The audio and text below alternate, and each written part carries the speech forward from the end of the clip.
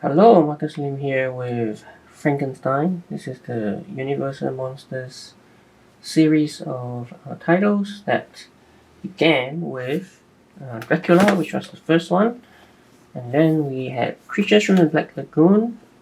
So this is, you could say, third, right? Third in the series. And this is one is by Michael Walsh.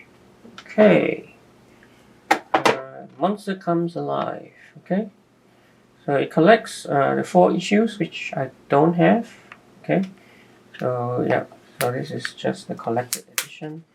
This here is like a bit of like, what is it? A print, right? Print by Michael Walsh with his signature. Looks pretty cool. Okay, and yeah, let's get into it. So again, this is based on the Universal Monsters. Yeah, it's actually based on the Universal Monsters classic films, right?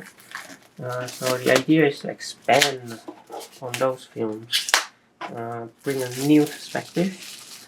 And so far, yeah, the titles have done really well in that regard. So this is no exception. There's a lot of praise, as you can see. Okay, so taking the most iconic monster of all time and make your own mark on them. Right, that's what it's doing. So Michael Walsh is the writer and the artist, and definitely captures the mood and feel of the original 1931 Frankenstein movie. We do start off with, I think this is a new edition, right? This is a young boy called Paul, and he actually witnesses some robbers desecrating the grave of his dead father, hands of father, right? So they're kind of robbing the hands. And the hands are actually used for the hands of the, I suppose, the monster, right? That Henry Frankenstein is putting together, right? The hands, okay. And yeah, I think it's a very interesting idea, right? To have to introduce this boy, right, who has that little bit of connection to the monster because of the hands of his father. And we get to actually see from his perspective, right, the iconic monster. And then when we get to chapter 2, brain. Okay, so we got hands, now it's the brain. So we get a sense of, yeah, where the brain came from. The brain of the monster it comes from this guy who fell out of a burning building, I suppose, right?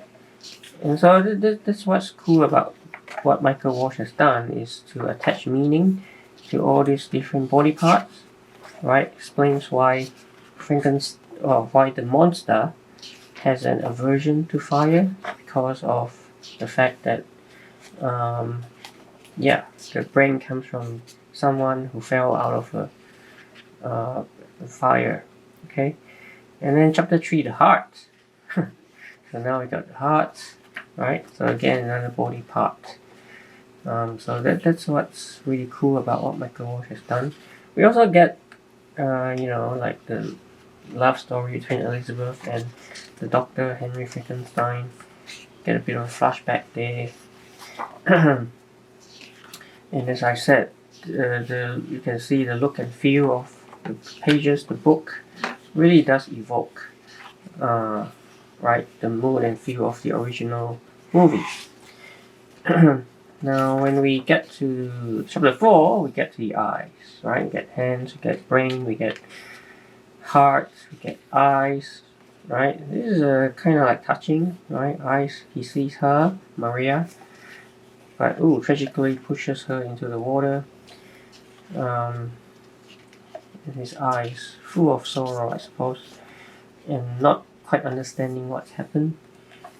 But we get iconic images as well of, right, this burning, windmill at the end, right? Which comes from, I suppose, the movie.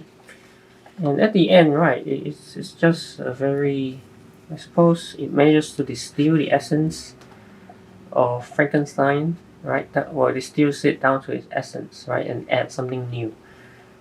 And it does have something to say about morality, about death, life, vengeance, revenge, right? All those themes.